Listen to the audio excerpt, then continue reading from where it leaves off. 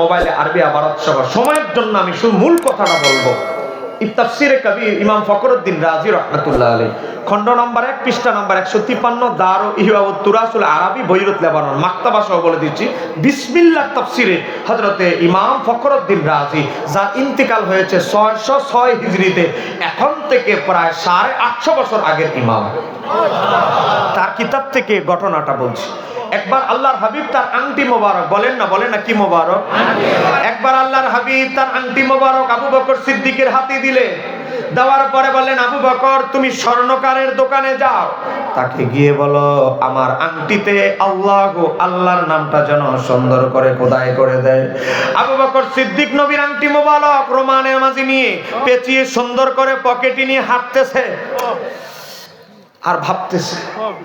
আবু বকর সিদ্দিক ভাবতেছে আমার আল্লাহ আরশে আজিমের পায়ায় আল্লাহর পাশে তার বন্ধুর নাম খোদাই করেছে, আযানে আল্লাহর সাথে বন্ধুর নাম স্মরণ করেছে, নামাজে তাশাহুদ দিয়ে বন্ধুকে স্মরণ করেছে। কথা কর। আল্লাহ জান্নাতের হুরদের ডান চোখের মণিকোঠায় আল্লাহর নাম খোদাই করেছে, আর বাম চোখে তার বন্ধুর নাম খোদাই করেছে। জান্নাতের ডান পাশে গেটে আল্লাহর নাম, বাম পাশে বন্ধুর নাম। আমার আল্লাহ যদি প্রত্যেকটা জায়গায় আল্লাহর সাথে তার বন্ধুকে স্মরণ করতে পারে, আর আমি আবু বকর সিদ্দিক কেমনে বলি নবীর আংটিতে শুধু আল্লাহর নাম থাকবে। স্বর্ণকার কি গিয়ে বললেন, হ্যাঁ স্বর্ণকার আমার নাম আবু বকর, হাদিয়া লাগলে মজুরি লাগলে খরচ দিব দ্বিগুণ, কিন্তু আমার হাবিবের আল্লাহর হাবিবের আমার নবীর আংটি মোবারকের ডান দিকে থাকবে আল্লাহর নাম, বাম দিকে থাকবে আল্লাহর হাবিবের নাম। কাজটা যদি সুন্দরভাবে করে দিতে পারো মজুরি হবে তোমার দ্বিগুণ। একটু জোরে বলা যাবে কি? হযরত আবু বকর সিদ্দিককে বললেন ঠিক আছে আপনি 4 দিন পরে আসেন। হযরত আবু বকর সিদ্দিক রাদিয়াল্লাহু তাআলা 4 দিন পরে গেলেন, প্যাকেট দিলেন, বাক্স দিলেন, বাক্স থেকে খুলে দেখে সুন্দর করে কাজটা করেছে, ডান দিকে আল্লাহর নাম, বাম দিকে নবীর নাম। আবু বকর সিদ্দিক তাকে দ্বিগুণ পারিশ্রমিক দিয়ে পকেটে নিয়ে হাঁটতেছেন। আমার আল্লাহ জিবরাইল আলাইহিস সালামকে ডেকে বলে, জিবরাইল ও জিবরাইল, আবু বকরের পকেটে থাকা অবস্থায় আবু বকর আমার হাবিবের প্রতি যে প্রেম দেখিয়েছে, আবু বকরের পকেটে থাকা অবস্থায় আবু বকরের পকেটে যে আমার হাবিবের আংটি মোবারক আছে, সে আংটি মোবারকের ডান দিকে আমি আল্লাহর নাম আছে, বাম দিকে আমার বন্ধুর নাম আছে, আর নিচে তুমি আবু বকরের নামটা খোদাই করে দাও। একটু জোরে বলা যাবে কি সুবহানাল্লাহ? সময় নেই, আমার হাতে আধা ঘন্টা সময় আছে। গভীরভাবে লক্ষ্য করেন হযরত আবু বকর সিদ্দিক রাদিয়াল্লাহু তাআলা তিনি তো জানেন না, তিনি তো পকেটে নিয়ে হাঁটতেছে। আল্লাহর হাবিবের হাতে যখন প্যাকেট দিলেন, বাক্স দিলেন, আংটি, বাক্স দেওয়ার পর আমার নবী আংটি মোবারকটা খুলে দেখে বাক্স থেকে ডান দিকে আছে আল্লাহর নাম, বাম দিকে আছে নবীর নাম, আর নিচে আবু বকর সিদ্দিকের নাম খোদাই করা। আমার নবী আংটিটা খুলে আমার নবী ওলট পালট করে আমার নবী দেখতেছে। আবু বকর বলে, কি রে উলট পালট করে দেখতেছে, নবীর নাম ঢুকানোর কারণে নাকি? কিন্তু আবু বকর সিদ্দিক দেখে এখানে ওনার নামও ওখানে অঙ্কন করা হয়েছে, ওনার নামও নকশায় অঙ্কন করা। হযরত আবু বকর সিদ্দিকের চেহারা মলিন হয়ে গেল। ইয়া রাসূলুল্লাহ, আপনার আবু বকর এত বড় গোস্তাক নয়, বেয়াদব নয়, আমার নামও আপনার আংটি মোবারকে ঢুকিয়ে দিব। ওইটা হয়তো স্বর্ণকার বেচারা হাদিয়া বেশি দিব বলেছে, হয়তো জোসেফ টেলায় আমি আবু বকরের নামও ঢুকিয়ে দিয়েছে। ইয়া রাসূলুল্লাহ, তবে এটা ঠিক আল্লাহ প্রত্যেকটা জায়গায় আল্লাহ আপনাকে স্মরণ করেছে, আর আপনার আংটি মোবারকে শুধু আল্লাহর নাম থাকবে, আপনার নাম থাকবে না। এটা তো হতে পারে না, এটা আমি আবু বকর সিদ্দিকের মন কখনোই মেনে নিতে পারে না। আমি স্বর্ণকারকে বলেছি আপনার নামও যেন আল্লাহর পাশে খোদাই করে দেওয়া হয়, তবে আমার নাম লিখতে আমি বলি না, ইয়া রাসূলুল্লাহ আমাকে আমার ভুলটা সংশোধনের একটু সুযোগ দেন। আমার নবী আবু বকর সিদ্দিক রাদিয়াল্লাহু তাআলার মলিন চেহারা দেখে আমার নবী বলে, আবু বকর এটা তোমার নির্দেশ হয় নাই, স্বর্ণকারেরও কাজ নয়, এটা আমার আল্লাহর নির্দেশে জিবরাইলের কাজ। এই আমার চান্দ্রাকান্দি গ্রামবাসী আপনাদের কাছে জানতে চাই, আপনার আমার চাইতে এই ধরনের মৌলবীদের চাইতে কি আবু বকর সিদ্দিক রাদিয়াল্লাহু তাআলার জ্ঞান কি কম ছিল না অনেক বেশি ছিল? বলেন, আবু বকর সিদ্দিক রাদিয়াল্লাহু তাআলার স্যান্ডেলের নিচে যে ধুলা, এই ধুলার সমান মর্যাদা কি এই মৌলবীরা অর্জন করতে পারবে? হ্যাঁ বলেন, পারবে? আজকে কোথায় তোমার ফতুয়ায় তো কোন জায়গায় যাচ্ছে? আজকে আবু বকর সিদ্দিকের চাইতে দিনের বড় ইসলামী চিন্তাবিদ যারা শাস্তে চায়, মনে রাখবেন তারা কখনো ইসলামের পক্ষের লোক হতে পারে না। করতেছেন আমার কথা? গভীরভাবে লক্ষ্য করেন আজকে ফিতনা কিভাবে চলছে দেখেন। এই যে আমরা 5 ওয়াক্ত নামাজ পড়ি, বলেন এই 5 ওয়াক্ত নামাজ কি নফল না ফরজ? তিরমিজি ইবনে মাজাহ শরীফের হাদিস, 4 জন সাহাবী হাদিসটি বর্ণনা করেছে। আমার নবী বলে, আউয়ালু মা ইউহাসিবু বিহিল আবদু, বান্দা কিয়ামতের ময়দানে সর্বপ্রথম তোমার হিসাব নেওয়া হবে সেটা হচ্ছে সালাত। এই নামাজের হিসাব কেন আগে নেওয়া হবে? মোল্লা বিকারী সহ অনেক বড় ইমামরা বলে একটাই কারণ, যত ফরজ আছে আমার আল্লাহ জিব্রাইলের মাধ্যমে ফরজ করেছে, একটা মাত্র ফরজ 5 ওয়াক্ত নামাজ, যেটা আল্লাহ জিব্রাইলকে ব্যবহার করে নাই, সরাসরি আল্লাহ মেরাজের রাতে তার বন্ধুকে দিয়েছে। এজন্য আমার আল্লাহ বলবেন, যাকাত দেশ নাই, ঠিক আছে এটা ফরজ, কিন্তু নামাজটা তো ডাইরেক্ট আমি আল্লাহ দিয়েছিলাম, জিব্রাইলকে বাদ দিয়ে সরাসরি আমার হাবিবকে আমি দিয়েছিলাম, এই নামাজ কেন ফরজ নাই? বলেন নামাজ পড়ার দরকার আছে না নাই? আরেকটু জোরে বলেন।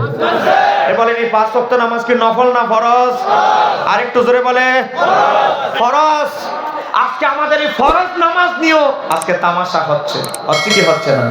আপনাদেরকে দেখাচ্ছি, রাগ করবেন না, আপনারা যদি চান আর 40-47 মিনিট চলবে ইনশাআল্লাহ।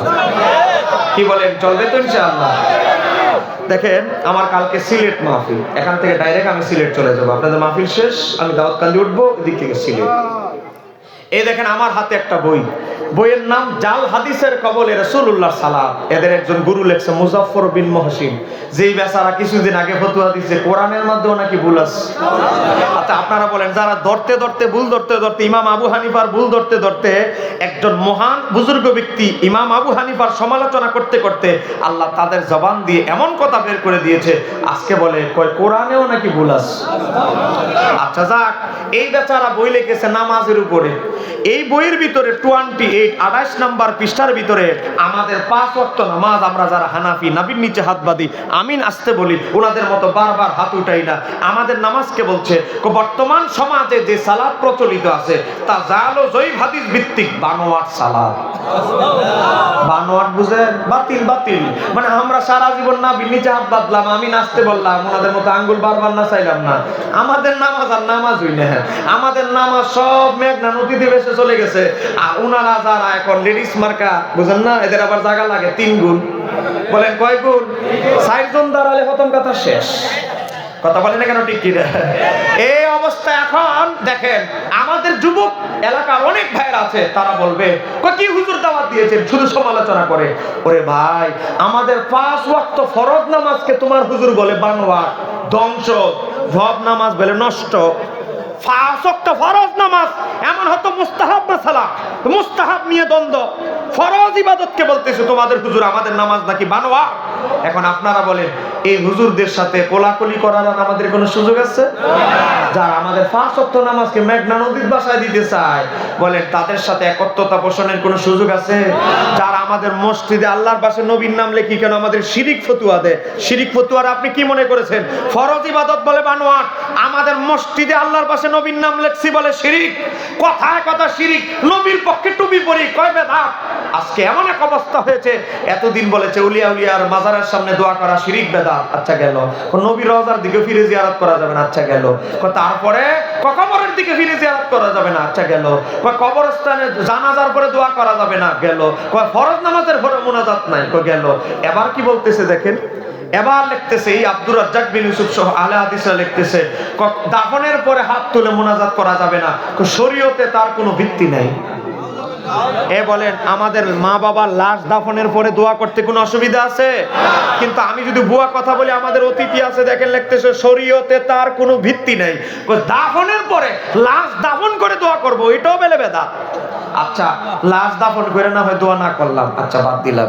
এখন আমরা জুমার দিন, শবে বরাত, ঈদে বিভিন্ন সময় মা বাবার কবর জিয়ারত করি কি করি না? এবার দেখেন কবরস্থানে গিয়ে সূরা ইয়াসিন বা কোরআন তেলাওয়াত করে দোয়া করলে কি হবে? তা সম্পূর্ণরূপে বেদাত। কয়টা 50% বেদাত না, 90% না, তা হচ্ছে সম্পূর্ণরূপে বেদাত। এখন আপনি মা বাবার কবরের কাছে যায় ঈদে সান্দে শবে বরাতে দোয়া করবেন, এটা বলে সম্পূর্ণরূপে বেদাত। কিছুদিন পরে ফতুয়া খালি বাকি আছে একটা, কিছুদিন পরে বলবে দোয়া বলতে ইসলামে কিছু নাই। কথা বলেন, কথা বলেন, এই ফতুয়াটা দেওয়া বাকি আছে। এখন আপনাদের কাছে আমি জানতে চাই, সময় আমার হাতে একেবারে কম, আপনাদের কাছে জানতে চাই, আপনি মারা যাওয়ার পর একটাই আশা, আশাটা কি? সহিহ মুসলিম 1631 নম্বর হাদিস, হযরত আবু হুরায়রা থেকে বর্ণিত, আমার নবী বলে মানুষ মারা যাওয়ার পর সব আমলের দরজা বন্ধ হয়ে যাবে ইল্লা মিন সালাসাতিন, তিনটি ব্যতীত। 1 নাম্বার সদকায়ে জারিয়া, 2 নাম্বার উপকারী এলেম, 3 নাম্বার ওয়ালাদিন সালেহ, নেককার সন্তান। তার ডিউটি কি? মরে যাওয়ার পর তোমার জন্য সে কি করবে? আমার নবী বলে ইয়াদউ লাহু, সে তোমার জন্য দোয়া করবে। আমার নবী বলে মরে যাওয়ার পর সন্তান দোয়া করবে, আর এই হুজুর বলে দোয়া ছাড়বে।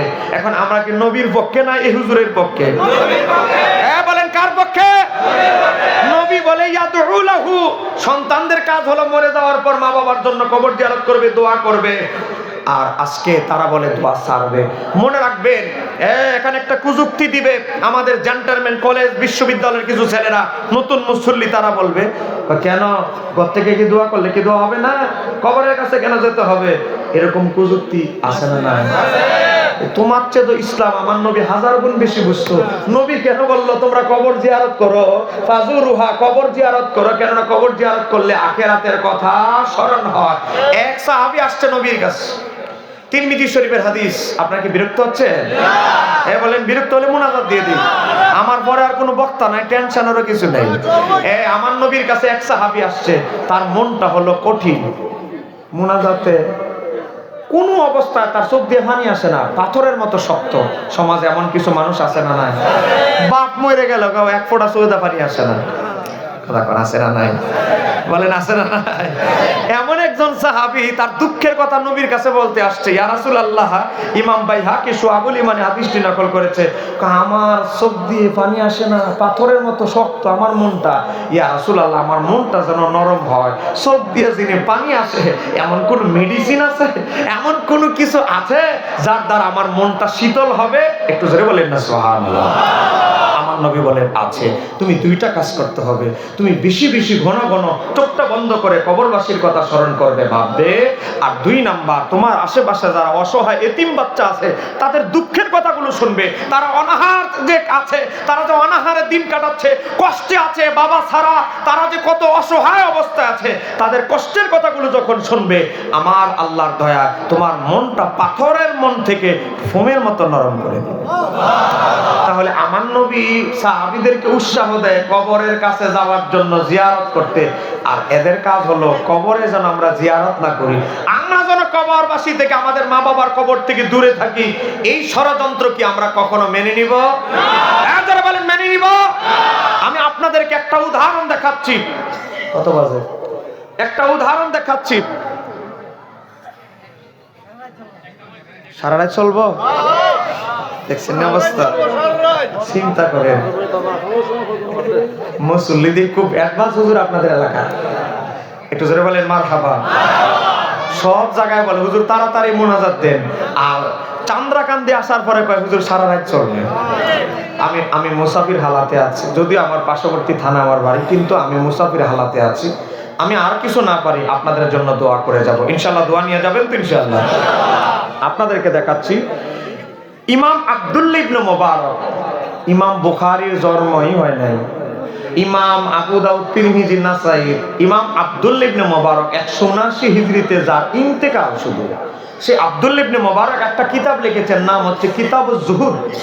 সেই কিতাবের ভিতরে হযরত আব্দুল্লাহ ইবনে আব্বাস থেকে একটা হাদিস নকল করেছে। সে হাদিস এসেছে ক্বালা ক্বালা রাসূলুল্লাহ সাল্লাল্লাহু আলাইহি ওয়াসাল্লাম বলেন, আমরা আমাদের মা বাবার কবর জিয়ারত করব কি করব না? এখন দেখেন, আপনি যে মায়ের কবরের কাছে যাবেন, আপনি যে দাদার কবরের নিকটে যাবেন, তারা কতটুকু খুশি হয়, তাদের অনুভূতি কি হয় দেখেন। আমার নবী বলে, মা মিন আহাদিন ইয়ামুরু বিকাবরি আকিহিল মুমিনি, একজন মুমিন ব্যক্তি যখন তার ভাইয়ের কবরে, তার মায়ের কবরে, তার দাদার কবরে, তার দাদির কবরের কাছে গিয়ে জিয়ারতের উদ্দেশ্যে দাঁড়ায়, আমার নবী বলে কানা ইয়ারিফুহু ফিদ দুনিয়া, ওই তার মা, তার দাদি, তার দাদা, তার ভাই জীবদ্দশায় তাকে যেভাবে চিনত, কবর থেকে সেভাবে তাকে চিনতে পারে। বলেন, আপনি আপনার মায়ের কবরে যাবেন, আপনার মা আপনাকে চিনবে কি চিনবে না? আপনার দিকে তাকায় বলবে, আমার খোকা এসেছে আমার জিয়ারত করতে। তখন কি অনুভব হয় জানেন? এই অংশের ব্যাখ্যা ইমাম গাজ্জালি ইহয়া উলুমুদ্দিনের মধ্যে লিখেছে। ইমাম জালালউদ্দিন সুয়ুতী তার কিতাবের নাম শরহুস সুদূর, সেখানে লিখেছে, কি লিখেছে, আপনার মা তখন আপনার মায়ের প্রতিবেশী যারা কবরবাসী তাদেরকে বলে, দেখো আমার ছেলে আমাকে ভুলে নাই, দেখো আমার নাতি আমাকে ভুলে নাই, আমার জিয়ারত করতে চলে এসেছে। একটু জোরে বলেন না সুবহানাল্লাহ। তখন তারা আনন্দিত হয়, তারা খুশি হয়, আমার আওলাদ, আমার ছেলে, আমার মেয়ে আমার জিয়ারত করতে এসেছে, তারা আমাকে ভুলে নাই। তারপরে আমার নবী বলে, আপনি যখন আপনার মায়ের কবরের কাছে, দাদার কবরের কাছে, আপনার দাদির কবরের পাশে গিয়ে বলেন, কি বলেন, আসসালামু আলাইকুম ইয়া আহলাল কুবুর, তখন কি হয় জানেন? আমার নবী বলেন, ফায়াসাল্লিমু আলাইহি ইল্লা আরাফাহু ওয়া রাদ্দা আলাইহিস সালাম, তখন আপনার মা, আপনার দাদা, আপনার দাদি আপনার চেহারাটার দিকে তাকাইতে তাকাইয়ে চিনে চিনে আপনার সালামের জবাবটা দিতে থাকে। বলেন, জিয়ারত মানি সাক্ষাৎ। বলেন না, জিয়ারত মানি, বলেন জিয়ারত মানি। আপনি তাদের জিয়ারতে এসেছেন কবরবাসীর, আপনি আপনার সেই চোখটা আল্লাহ দান করে নাই, হয়তো আপনি মাটির আবরণের কারণে তাকে দেখতে পাচ্ছেন না, কিন্তু তারা কিন্তু আপনাকে ঠিকই দেখতে পাচ্ছে, তারা আপনার সাউন্ডও শুনতে পায়। সহিহ বুখারীতে এসেছে 1338 নম্বর হাদিস, কি এসেছে, হযরত আনাস ইবনে মালিক বলে, আপনি যখন আপনার মা বাবার কবরের পাশ দিয়ে হাঁটেন, আপনি যখন আপনার মা বাবা আত্মীয় স্বজনকে কবরে দিয়ে আসেন, আপনি যখন তাদের পাশ দিয়ে স্যান্ডেল পরে হাঁটেন, স্যান্ডেলের পায়ের যে আওয়াজ, জুতার আওয়াজ, এটা পর্যন্ত মৃত ব্যক্তি কবর থেকে শুনতে পায়। এবার আসেন, কেন কবরের কাছে যাব? হুজুর, ঘর থেকেই তো দোয়া করতে পারি, কবরের কাছে কি জন্য যাওয়া দরকার? এটার ব্যাখ্যা আমি দিব না, দিচ্ছেন আজ থেকে প্রায় 900 বছর আগের ইমাম হুজ্জাতুল ইসলাম ইমাম গাজ্জালি। একটু জোরে বলেন না সুবহানাল্লাহ। যার নামের আগে সমস্ত মুসলিম উম্মাহ শব্দ ব্যবহার করে হুজ্জাতুল ইসলাম, ইসলামের দলিল। এত বড় টাইটেল হুজ্জাতুল ইসলাম, এটা আমাদের বিরোধী ভাই করে জিজ্ঞেস করবেন, ভাই ইমাম গাজ্জালির নামের আগে হুজ্জাতুল ইসলাম কেন লাগানো হয়? ইসলামের দলিল কেন বলা হয় ওনার নামের আগে? বলেন, ঘটনা আছে না নাই? আর একটু জোরে বলেন। এটা আবার তাসাউফের ওয়াজ, তাসাউফের ওয়াজটা এখানে বুঝবেন না, তারপরে ঘটনাটা বলতে হচ্ছে। আমি ঘটনাটা বলছি তাফসিরে রুহুল বায়ান থেকে, 5 নাম্বার খণ্ড, মেবি 121 পৃষ্ঠা। তারপর আমি দেখতেছি নোটবুক থেকে, কারণ আমি প্রত্যেকটা ডকুমেন্ট সহকারে কেন কথা বলি, এই যে আমার প্রত্যেকটা ওয়াজ রেকর্ড হচ্ছে, এটা আবার রোস্টিভ অনলাইন 8 লক্ষ ফলোয়ার, সেখানে ছাড়া হবে। বহু বাতিলপন্থীরা হা করে তাকায় থাকে আমি কি বলি। আমার প্রত্যেকটা ওয়াজ আমি রেকর্ড করতেছি, একটা ওয়াজ আমি ছাড়ার অনুমতি দিচ্ছি না। কেন জানেন? কারণ অনেক কথা হেকমতে আমরা পরিবেশে বলতে হয়, এগুলো ইউটিউবাররা ছেড়ে দেয়। এজন্য আমার ওয়াজগুলো আমি নিজে রেকর্ড করি, কাউকে রেকর্ড করতে দিই না। এগুলো আমি শুনে শুনে কোন কথাটা মার্কেটে ছাড়া যাবে। কারণ এখন আমি একটু আগে আপনাদেরকে একটা মজার ছলে একটা মসজিদের ঘটনা বলেছি, এটাকে ছাড়ার দরকার আছে? ঠিক বিভিন্ন কিছু কথা আমরা কাটিং করতে হয়, কাটতে হয়। এই জন্য সাবধানতার সাথে আপনাদের এই কথাগুলো, ওই আলোচনাটা, পুরা ওয়াজটা আবার ছাড়া হবে, এই জন্য সতর্কতার সাথে কথা বলছি। দেখেন, তাফসীরে রুহুল বায়ান খণ্ড নাম্বার 5 পৃষ্ঠা নাম্বার 121। আমার নবী যখন 6 নাম্বার আকাশে গেলেন, বলেন কয় নাম্বার? 6 নাম্বার আকাশে। নবীর মেরাজ কি সত্য না মিথ্যা? বলেন বাস্তব না অবাস্তব? দেখেন, আমার নবী যখন 6 নাম্বার আকাশে গেলেন, 6 নাম্বার আকাশে গিয়ে দেখা হয়ে গেল হযরতে মূসা আলাইহিস সালামের সাথে।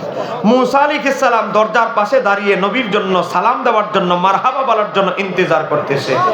বাবা, আমার নবী মূসা আলাইহিস সালামের সালাম গ্রহণ করলেন, কথাও বললেন। এখন সপ্তম আকাশের দিকে রওনা দিচ্ছেন। মুসা আলাইহিস সালাম বলতে লাগলেন, আপনার সাথে আমার একটু কথা আছে। বলেন বলেন কি আছে? বলেন, একটা বেজে যাচ্ছে, বলেন কি কি আছে? কথা। তো মুসা আলাইহিস সালাম এই কথা বলার পর আমার নবী বলে, কথাবার্তা পরে, আমার বহুত সফর বাকি আছে, এখানে আপনার সাথে আড্ডা দেওয়ার জন্য আমি আসি নাই, আমার বহু কাজ আছে। বলে না, আমার কথাটা আপনার শুনতেই হবে। আচ্ছা বলেন। মুসা আলাইহিস সালাম বলল, আপনি একটা হাদিস বলেছেন। প্রশ্ন যেগুলো ভাই জরুরি সেগুলো দিয়ে, গন্ডগোল লাগাই না, প্রশ্ন দিয়ে। অলরেডি যেই প্রশ্ন দিছে এগুলোই তো উত্তর দিয়ে আমি সিলেট যেতে পারতাম না।